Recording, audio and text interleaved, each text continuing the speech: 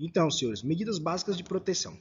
Já falamos em alguns momentos sobre os EPIs e os EPCs, mas aqui eu quero dar uma aprofundada com os senhores. Vamos trabalhar em cima da questão do que é EPC e do que é EPI, ok? Então vamos lá. O que é o EPC? Né? Equipamento de proteção coletiva. O significado é equipamento de proteção coletiva. São adaptações, benfeitorias feitas no ambiente de trabalho ou máquinas visando a proteção dos trabalhadores. Como efeito, os EPCs agem em regime permanente, independente da ação ou vontade do pessoal, sendo uma medida mais segura e confiável. Via de regra, podemos afirmar que a proteção coletiva resolve o problema, agindo diretamente na fonte e origem do mesmo. Né? Investimento, maior benefício. Com certeza. Primeiro, e a hierarquia, ok, senhores? Primeiro, nós vamos fazer a tratativa por meios coletivos, tá? Se tem um ruído, se tem um gerador em determinado local. O mais correto, então, a fazer é colocar barreiras acústicas, né? Isolamentos acústicos, ou seja, uma medida coletiva, né? Que de um modo geral vai reduzir esse ruído no ambiente de trabalho e posteriormente, mesmo com essa barreira, essa proteção coletiva não tiver eficácia suficiente, aí você atribui a cada usuário das proximidades o uso do protetor auricular tipo plug, ok? Então sempre você visa primeiro a proteção coletiva. Ah, um determinado equipamento, uma serra circular, colocar a coifa protetora, até porque quem opera conhece do dispositivo, mas quem não opera e está passando próximo é um risco para aquela pessoa dispersar uma partícula e acontecer algum acidente. E assim são vários casos, por exemplo, cones de segurança, uma sinalização, uma fita zebrada, né? Fazer uma demarcação do local, uma placa de identificação, né? Esses são os EPCs e as prioridades em relação ao ambiente de trabalho, ok? Primeiro você faz a medida coletiva e depois você chega até as medidas individuais. Aqui temos exemplos de EPC, já mencionei um pouquinho no slide anterior, mas aqui temos exemplos de EPCs: ventilador, exaustores, guarda-corpo, corrimão, extintor de incêndio, fita antiderrapante, sensores de presença, proteção de partes móveis e etc. Então aqui tem vários locais. Aqui, nós temos aqui primeiro uma coifa protetora de uma serra circular de bancada. Nós temos aqui também uma proteção, uma adaptação feita para proteção de polícia, para que ninguém possa tocar de forma involuntária ou essa correia sofrer um desgaste, acabar soltando para acabar machucando alguém. Aqui nós temos os dutos de ventilação, né, para fazer a ventilação nos locais. Placa de sinalização, né? Usa-se em vários locais, tem placa de aviso, tem placa de atenção, tem placa de cuidado, né? Cones de sinalização para o serviço externo, para fazer uma intervenção em determinado local, para você fazer identificação, extintor de incêndio. Então, nós temos vários equipamentos de proteção coletiva aqui, eu trouxe, tá, alguns para os senhores. Agora vamos passar para os EPIs. Equipamento de proteção individual, EPI. Acredito que todos os senhores já conhecem, já de alguma forma já identificou esses equipamentos em algum outro local de trabalho ou até mesmo no seu contrato. E o objetivo do EPI? Tem por objetivo minimizar ou neutralizar por completo a ação nociva aos riscos existentes nos ambientes de trabalho. No entanto, destacamos que a eficácia dos EPIs depende diretamente de fatores pessoais, tais como correta e constante utilização, substituição periódica e substituição periódica.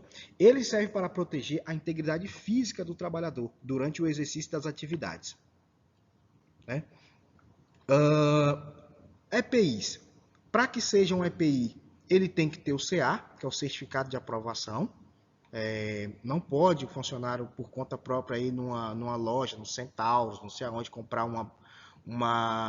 um tênis que simula uma bota, né, e ir para o trabalho achando que é um EPI. Não é. Não é, ok, senhores? só podem utilizar equipamentos que contenham CA, o certificado de aprovação, ok? Uh, e em relação à troca, tem que manter a troca periódica desses equipamentos, né? Higienização, guarda, conservação desse material. Sempre que for fazer uso, se for um cinto de segurança, por exemplo, tem que verificar os pontos de fadiga, tem que verificar se aquele equipamento tem um dano ou não, né? Às vezes pode vir com algum problema de fábrica. Então, essa questão dos equipamentos e o trabalhador é algo que é constantemente no dia a dia que às vezes é repassado alguma observação desse equipamento. É por isso que você deve ouvir os trabalhadores em relação aos equipamentos. De repente você passa uma luva e ele pode se sentir um pouco desconfortável. O pessoal que faz serviço de manutenção, os carpinteiros, de repente você compra uma luva pigmentada ou uma luva de raspa, de vaqueta, e de repente essa luva não vai estar sendo adequada para aquela atividade. Às vezes está com pouca flexibilidade na mão, ele tem que fazer um trabalho à parte. Então, essa questão do equipamento e trabalhador tem que ser dada uma atenção especial, tanto por parte dos cipeiros, como por parte da segurança do trabalho, tá? E no dia a dia. Lembrando, o fornecimento desse equipamento é gratuito, como responsabilidade do empregador, tá? A empresa tem que disponibilizar armários adequados para que eles possam armazenar esses equipamentos, para que esteja de pronto para o uso, ok? Continuando agora aqui, já falamos sobre o EPI, sobre o EPC, e agora temos aqui o modelo, né, de ficha de EPI, ou termo de responsabilidade da RCS. É um modelo que faz parte do sistema de gestão integrada, então em todos os contratos esse modelo é padrão, tá? E para o fornecimento desse equipamento, temos essa ficha, esse modelo, para fazermos o controle da entrega. Lembrando que todo o equipamento fornecido ele tem que ser registrado, tá? Aqui tem as especificações do campo abaixo. Mas vamos começar com a leitura aqui inicial dos campos aqui. Temos na parte superior aqui o nome do empregado, onde vai o nome do funcionário, o cargo que ele exerce, a função, né? E a frente de trabalho. Aqui nós temos um texto padrão, né? Que nele fala o presente, pelo presente, declaro que recebi gratuitamente o EPI da empresa RCS Tecnologia. Minha empregadora, aos equipamentos de proteção individual, uniformes, abaixo relacionado. Enfim, é um demonstrativo que o trabalhador lê, né, no momento das assinaturas. É um termo de responsabilidade padrão, né, um texto aqui assinalando que o funcionário recebeu os equipamentos. Mais embaixo aqui nós temos a assinatura do empregado, onde ele vai colocar o nome por extenso completo, né? Mais embaixo nós temos controle de entrega e devolução do equipamento. Então, se ele, na data aqui, por exemplo, ele vai fazer uma retirada do equipamento dia 10/10/2020, por exemplo. Aí vai lançar aqui a data, a quantidade desse material, né? Lança-se a data, a quantidade, a especificação do EPI, por exemplo, uniforme. Aí aqui no CA vai lançar, se for uniforme tipo 2, a gente chama, você vai lançar aqui o número do CA, depois a assinatura do funcionário. Nessa parte da assinatura aqui pode ser uma rúbrica, né? Pode ser só o primeiro nome, não tem nenhum problema. E aí depois, quando o funcionário for fazer a devolução, né? Tem que ir a data da devolução e a assinatura do receptor, ok? Então aqui não tem segredo. Lembrando que todo material ele tem que ser controlado, luva, máscara, protetor auricular tipo plug, viseira, qualquer equipamento ele tem que ser lançado. Por quê, senhores? Porque aqui nós montamos um histórico, né, de que a empresa forneceu todos os equipamentos no período que aquele trabalhador esteve presente na frente de trabalho. Durou 3, 4 anos essa ficha, você vai só alimentando ela. Preencheu, não tem mais campo vazio, imprime outra, tá? E vai montando, porque isso aqui é um documento. É um documento comprobatório que a empresa forneceu todos os equipamentos para os funcionários. Há muitos casos que depois do encerramento da atividade, né? Alguns funcionários colocam a empresa na justiça, né, para declarar que não recebeu condição adequada de trabalho, que a empresa não era presente no fornecimento dos equipamentos, e infelizmente é um termo desse que é utilizado para esse fins, né? Temos o controle de entrega para saber que o funcionário recebeu, mas pode ser um documento que pode ser usado judicialmente em função de de alguma causas judiciais futuras em relação a alguma alegação de não recebimento desse material. Aqui eu trouxe um texto para melhor descrever para os senhores aqui. Sempre que um trabalhador receber um equipamento, será necessário assinar a ficha de EPI ou termo de responsabilidade. Para isso, é importante que o documento apresente uma estrutura adequada e seja preenchida pelo funcionário corretamente. É ideal que nessa parte aqui da entrega, vocês, os técnicos de segurança ou quem esteja fornecendo esses equipamentos, pessoal do almoxarifado, que evite, né, rasura. Né? Esse documento ele é um documento, na verdade, e que se ficar rasurado, fica ruim de identificar, né? Quais foram os equipamentos lançados, quais foram os equipamentos fornecidos pela empresa. A ficha de EPI deve constar no mínimo, né? Nome completo do funcionário, cargo desenvolvido, frente de trabalho ou contrato, dados dos EPIs fornecidos, se é uma luva, se é um capacete, se é uma bota. E aqui, todas as informações sobre o EPI entregue deverão ser listadas aqui. Entre elas, podemos citar a data, né? O nome do EPI, o número da certificação de aprovação, né? A descrição do equipamento, a quantidade fornecida e a assinatura correspondente ao equipamento retirado. E a data de devolução. Lembrando que, como o fornecimento é por a cargo do empregador, mas o funcionário tem que entender que ele tem que manter um certo zelo com o equipamento para manter a durabilidade, né? É nesse quesito também que a CIPA pode estar atuando, né? Na parte da conscientização, né? Às vezes um equipamento ele tem uma durabilidade maior se ele for sempre mantido higienizado, armazenado de forma adequada, e o funcionário entender também que esses equipamentos, quando ele já estiver impróprio para o uso, ele faz uma retirada de um novo. Alguns funcionários têm receio de buscar um novo material por achar que vai descontar. Isso é muito comum, tá? Isso é muito comum mesmo. Alguns funcionários chegam a perguntar: mas vão descontar de mim esse equipamento? Eu estou pegando equipamento demais. Será que quando eu sair da empresa eles vão descontar isso? Então, essa parte tem que ficar bem clara para os funcionários. Eles têm que entender que o fornecimento é gratuito. Mas, espera lá, o fornecimento é gratuito. Porém, o funcionário tem também responsabilidade sobre esses equipamentos. Ele não pode simplesmente ir lá todos os dias e querer retirar uma luva, um óculos. Ah, meu óculos perdeu. Ah, meu óculos sumiu. Ah, minha luva deixei ali, fulano pegou. Ah, não sei. Aí fica bem complicado. Então, tem a responsabilidade, isso é um documento sério, né? E recai sobre o trabalhador também uma responsabilidade, né? Guarda, conservação desse material, usar apenas para a finalidade que se destina, né? Para que o equipamento possa durar, né? Uma durabilidade razoável, ok? Equipamento de proteção individual, dando sequência ainda. Entretanto, muitas vezes o excesso de proteção individual incomoda o trabalhador, interferindo em sua movimentação, conforto e sensibilidade.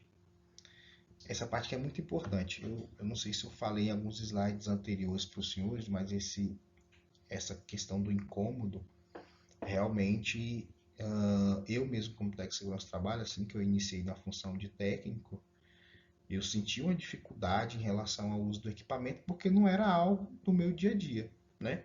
Me formei como técnico e fui trabalhar numa empresa de construção civil e, e no momento inicial ali foi bem complicado ficar o tempo inteiro com o capacete com a jugular, então incomodava muito aqui no maxilar, coçava muito, né? O uso do óculos embaçava com muita frequência, né? Então eu senti esse pouco de dificuldade. Imagine para o trabalhador, né, que passa ali o dia todo com esses equipamentos. Falar que não incomoda é mentira, às vezes incomoda. Mas é com o tempo que você vai usando, você vai se habituando, você vai na movimentação do dia a dia, você vai tendo aquele certo costume ali, você vai pegando o ritmo até um ponto que você já não mais quer trabalhar sem os equipamentos. Eu tive uma passagem também em 2010, 2011, onde eu recebi alguns funcionários que tinham acabado de chegar do interior, né, salvo engano era Maranhão ou era Piauí, para trabalhar com a gente aqui no Distrito Federal. E eles nunca tinham usado um cinto de segurança. O cara passou a vida toda trabalhando na roça, colhendo cana, né, em lavouras, e nunca tinha usado um cinto de segurança. Então, fizemos o treinamento, passamos pela parte prática, mas ainda assim tem uma dificuldade muito grande em relação ao uso dos equipamentos. Foi tanto que tivemos que fazer a mudança desses funcionários do trabalho em altura, porque eles não conseguiam se habituar. Então era chamar atenção a todo momento, virou um risco contínuo para eles, porque eles não conseguiam trabalhar de cinto e tivemos que remanejar aquele pessoal do trabalho em altura para executar outra atividade que eles não conseguiram se adaptar, né, em relação aos EPIs, e isso é comum.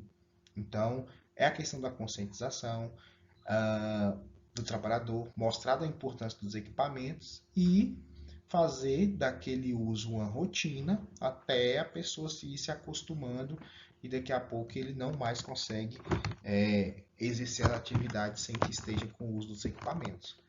Já trabalhei com muitas empresas com os funcionários que são 100%, assim, principalmente o pessoal que trabalha em São Paulo, né, que tem uma cultura maior em relação ao uso dos equipamentos. Ah, e é 24 horas usando os equipamentos. Eu fiquei até de cara surpreso, né? E eu analisando aqui de forma geral, como já passei por algumas empresas aqui no Distrito Federal, isso não é comum, tá? Você chega numa obra, por exemplo, que só usa bota e capacete e pronto. O pessoal não tem hábito de usar protetor auricular tipo plug, o pessoal não tem hábito de usar óculos incolor, né? Então tem aquela certa resistência ainda, ou seja, tem que ir trabalhando aos poucos com os funcionários e mostrando a importância desses equipamentos.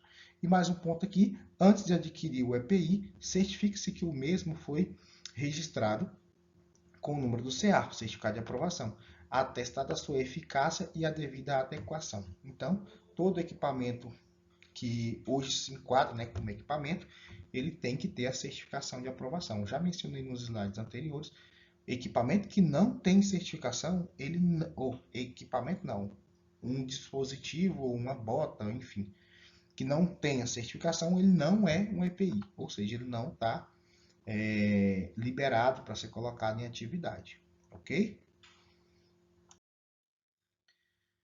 Obrigações básicas da empresa quanto aos EPIs, né? Fornecer o tipo de EPI adequado às atividades, treinar o trabalhador sobre o seu uso adequado, tornar obrigatório e fiscalizar a sua utilização, né? Prezando pela segurança do ambiente e dos colaboradores. O EPI deverá ser a nossa última alternativa. Para eliminar ou controlar um risco, devemos priorizar a proteção coletiva. É o que eu venho batendo na tecla sempre. Tá? Primeiro se inicia com a proteção coletiva e por último você utiliza os equipamentos de proteção individual.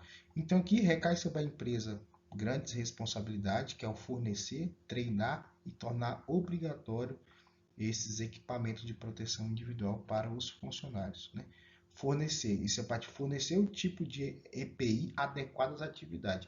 Aí lembrando que é importante da participação da CIPA nessa questão do fornecimento, né? Orientar o empregador quanto à solicitação do equipamento correto. É uma das atribuições dos cipeiros, né?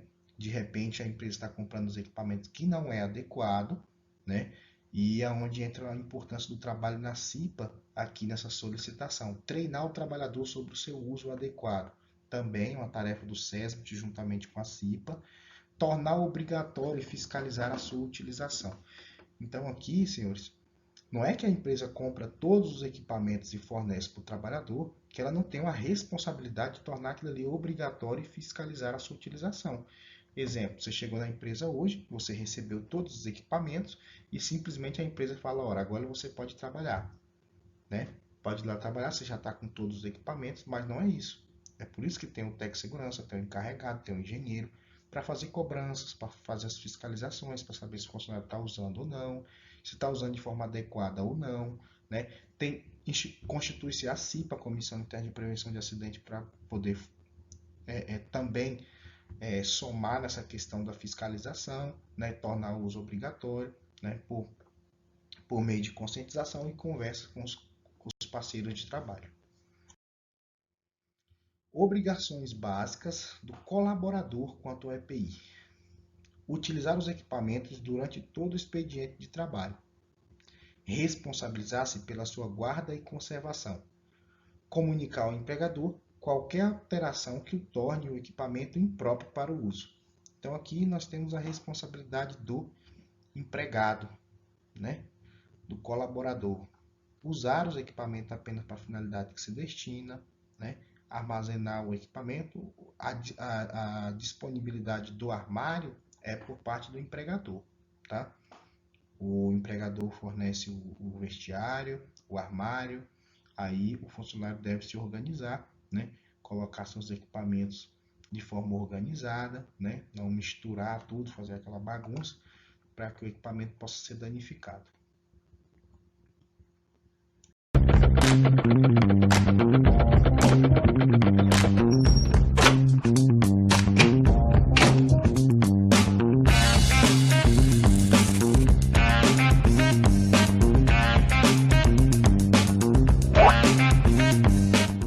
Trabalhar desprotegido é coisa do passado.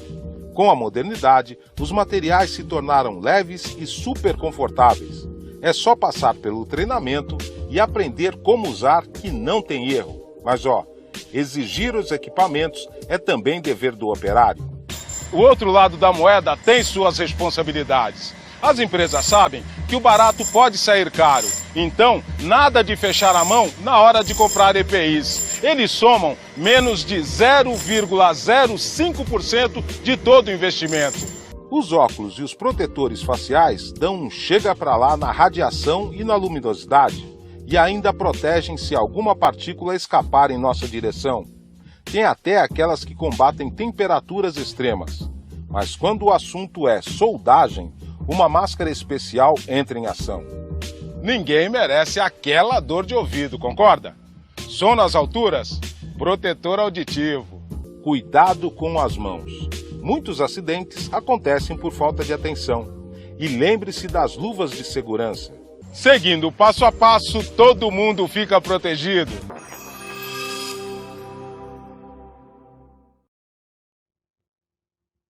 Atenção! Os riscos ocupacionais podem ser neutralizados mediante a adequação de EPCs e EPIs, após avaliação criteriosa conduzida por um engenheiro de segurança. Exemplos de EPIs, equipamento de proteção individual, capacete, né? Capacete de segurança, botina com biqueira de aço, luva de PVC, napas, né? Luva de malha de aço, óculos, aí tem protetor auricular tipo plug, tem viseira, né? Tem uniforme, né? Então tem vários EPIs, né? Que já é de conhecimento dos senhores, então aqui a gente não precisa aprofundar, a gente já vem batendo na tecla já alguns slides, falando do EPC, do EPI, mas para frisar, né? Os equipamentos de proteção individual, lembrando que esses equipamentos têm que possuir o certificado de aprovação. Agora vamos falar sobre a insalubridade e a periculosidade. Insalubridade. Insalubridade, atividade de risco, né, potencial, podendo afetar a saúde do trabalhador. Exposição crônica ao longo prazo, né? Quando as proteções existentes no ambiente, EPC ou EPI, né, não são capazes de controlar os riscos, temos a caracterização de uma atividade insalubre. A insalubridade é definida no laudo técnico ambiental elaborado pelo engenheiro de segurança do trabalho ou médico do trabalho, né? Esqueci de mencionar aqui no slide, mas médico do trabalho também. São os dois que fazem as avaliações dessa insalubridade no ambiente de trabalho. Insalubridade. Aqui, senhores, eu trouxe um demonstrativo de uma remuneração. Aqui eu coloquei equivalente ao salário mínimo, tá?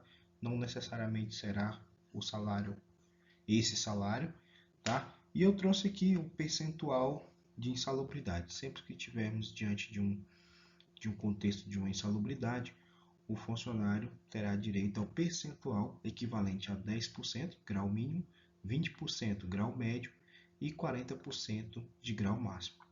A NR15, ela nos diz o seguinte, que esse percentual ele recai sobre o salário mínimo da região, tá? Não é o salário mínimo estipulado pelo governo federal, mas é o salário mínimo da região, não confunda, ok? Também não se confunde com o adicional de periculosidade, que é trago na NR16, que nos diz que esse acréscimo da periculosidade é sobre o salário integral, sem contar gratificações, horas prêmios ou participação no lucro da empresa. Não contabiliza, ok? Aqui eu trouxe um meramente exemplificativo. Aqui eu trouxe para os senhores essa informação que eu achei ser importante. Exemplo, se hoje o funcionário faz jus a 10%, quanto equivale 10% em cima deste salário que eu coloquei aqui? Lembrando que é o salário mínimo da região, ok? Aí, 1.045. 10%, quanto dá, Danilo? Dá R$ 104,50 mais 50 centavos. Aí o que acontece? É seu salário que você vai receber mais os 104,5, ok? Grau médio, Danilo, quanto vai ser? Se eu ganho 1.045, quanto é que eu vou receber? 209, tá? 209 mais o 1.045. E 40%, 418. A pergunta que não quer calar. Se você hoje trabalha num local insalubre, né? E você está diante de uma exposição de dois riscos, né? Dois riscos que te dá direito a um grau de insalubridade.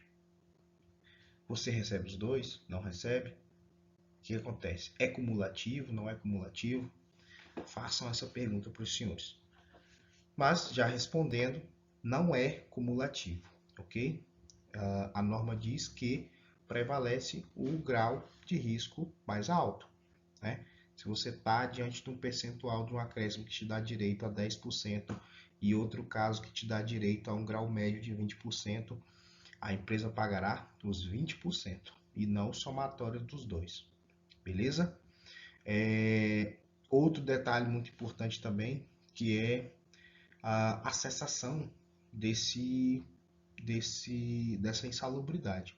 Se a empresa condiciona medidas preventivas que façam com que você não fique exposto a essa insalubridade, você não faz jus ao direito, ok? Bem como o emprego dos equipamentos de proteção individual adequado para que você possa desenvolver atividade 100% segura.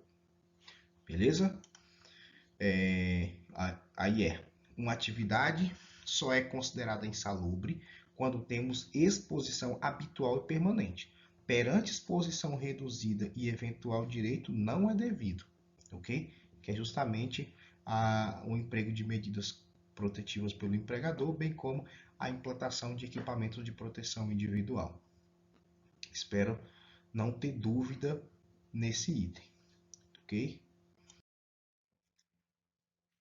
Basicamente, para a eliminação de um agente insalubre, a empresa deverá adotar medidas de proteção coletiva, observando o ambiente de trabalho dentro dos limites de tolerância permitidos pela legislação NR15 do Ministério do Trabalho.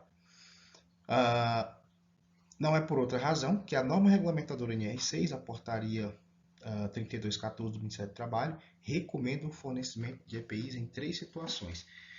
Então, aqui já entendendo de forma geral, né, basicamente para que o trabalhador não faça jus a um adicional de insalubridade, a empresa primeiro tem que tomar as medidas coletivas, né, e depois fazer a adoção dos equipamentos de proteção individual. Então, que já existe 3 casos, no próximo slide vamos trabalhar esses três recomendações de fornecimento para que os senhores possam amarrar essa informação. Então, recapitulando, a empresa deixará de pagar a insalubridade desde que forneça condições de trabalho com medidas de proteção coletiva e fornecimento de equipamento de proteção individual. Então, vamos ver os 3 casos em que recomenda o uso do EPI. Aqui estão os 3 casos. Sempre que as medidas de proteção coletivas forem tecnicamente inviáveis. Outra, enquanto as medidas de proteção coletiva estiverem sendo implantadas.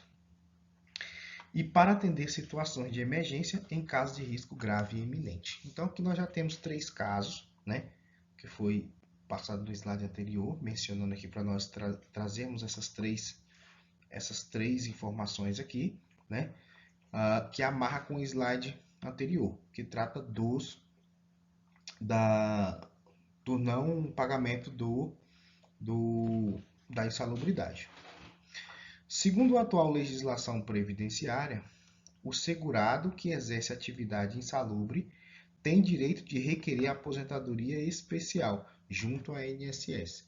Então, a condição insalubre, senhores, já é uma condição especial de trabalho que o trabalhador faz jus a uma aposentadoria especial, né?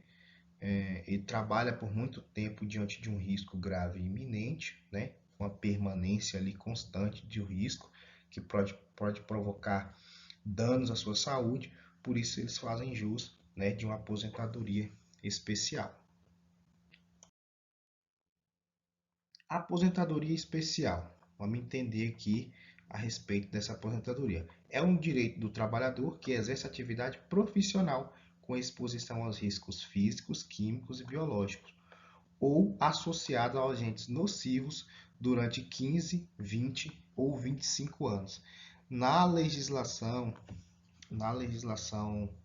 salvo engano agora a lei 8213, né, traz até o percentual em relação a cada um dessa quantidade de anos aqui.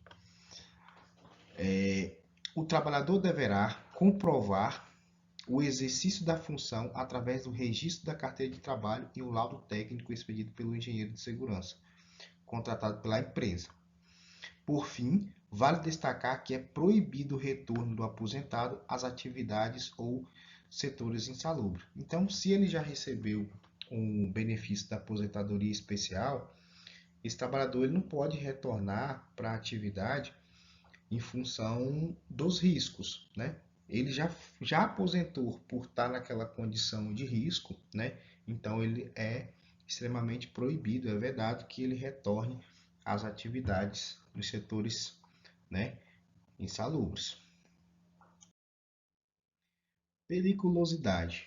Eu falei um pouquinho no slide anterior, quando eu trouxe um pouquinho sobre a insalubridade, mas a periculosidade está presente na NR16, né? Recapitulando aqui novamente, faz jus ao adicional de insalubridade, de periculosidade, correspondente a 30% sobre o salário integral, não incluindo as gratificações, premiações e participação do lucro da empresa, ok? Se você hoje ganha R$2.000, quanto vai ser, né, o seu 30%? Vai ser 630 parará, exemplo, né? Se você chega no final do ano tem uma participação no lucro da empresa, esse aí será somado com o acréscimo da periculosidade em cima desse salário? Não. E um prêmio de produção, Danilo, que eu ganho frequentemente, também não entra. Premiações também não entra. Só o salário seu integral, você recebe normal. Beleza? Caracteriza apenas nas seguintes situações: Aqui trouxemos algumas especificações, né, dos funcionários que faz jus ao adicional de periculosidade. Em caso de manuseio, né, com explosivos, exemplo, desmonte de rocha, com dinamites em pedreiras, né, inflamáveis, em postos de combustíveis ou refinaria, exemplo a Petrobras, e eletricidade em geração, transmissão e distribuição de energia elétrica. Hoje trabalho no CTC, aqui no Distrito Federal, e eu recebo, né, a periculosidade em relação à minha exposição com o risco de eletricidade. Né? Nós trabalhamos com subestações com 13.8, né? Constantemente estamos fazendo intervenções e hoje faço jus, né, da periculosidade. Mas é isso, senhores. Vamos dando sequência aqui.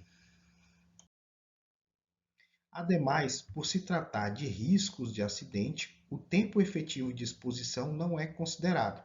Neste caso, o trabalhador será bonificado com adicional equivalente a 30% do seu salário base mensal, descontando os acréscimos resultantes de gratificações, prêmios ou participação de lucros da empresa. Essa informação está constante lá na NR16, tá? Para quem tem uma dúvida, se persistir alguma dúvida, dê uma olhada lá na norma regulamentadora NR16. Então você vai esclarecer essa dúvida. Fica a recomendação, se hoje esse treinamento, essas informações que trago para vocês, ela não esgota todo o conteúdo, já mencionei isso também em algum momento. A ideia também não é esgotar. Nós estamos trazendo as informações que a NR5 pede, né? Tem lá os pontos que tem que ser trabalhado, mas para uma boa atuação de um cipeiro ou de um profissional na área da saúde e segurança do trabalho, você precisa conhecer as normas regulamentadoras, tá? Dê uma lida, vá lá, conheça a NR 15, conheça a NR16. Eu até indico as normas mais relevantes, né? A NR 5, né, que trata da CIPA, a 6, que trata dos EPIs, a 7, né, que é do Programa de Controle Médio de Saúde Ocupacional, a 9, que trata dos riscos ambientais, 10, eletricidade, 12, máquinas e equipamentos, 15, insalubridade, né, 16, periculosidade, NR35, né, que trabalha em altura, NR18, né, que é o PCMAT, Programa de Condições Meio Ambiente de Trabalho na área da Indústria da Construção, NR33, Espaço Confinado, são as mais usuais, não que as outras não sejam importantes, eu não estou dizendo isso, tá? É de suma importância que você conheça as normas, mas tem muitas informações que ali você não vai usar nos seus contratos, né? Tem muita gente aí que meu contrato não tem nada a ver com construção civil, não tem nada a ver com espaço confinado, não tem nada a ver com trabalho em altura. Então, né, não tem necessidade de você ter essa bagagem toda se você nem mesmo trabalha nesse tipo de situação. Mas para um cipeiro, ter esse conhecimento é fundamental. Faça a leitura das normas, conheça as normas, tá? Fica essa recomendação aí dessas. Falei quanto? 8 ou foi 9? 8? Acredito que foi 8. Se eu esqueci alguma, vocês dêem uma olhada lá e julguem os senhores pelo entender de vocês aí quais sejam mais importantes, caso eu não tenha mencionado. Beleza? Então vamos dar sequência aqui. Quem estiver dentro da chamada área de risco também recebe adicional. Ah, tá. Eu esqueci de mencionar essa parte também. Quem estiver dentro da chamada área de risco também recebe o adicional.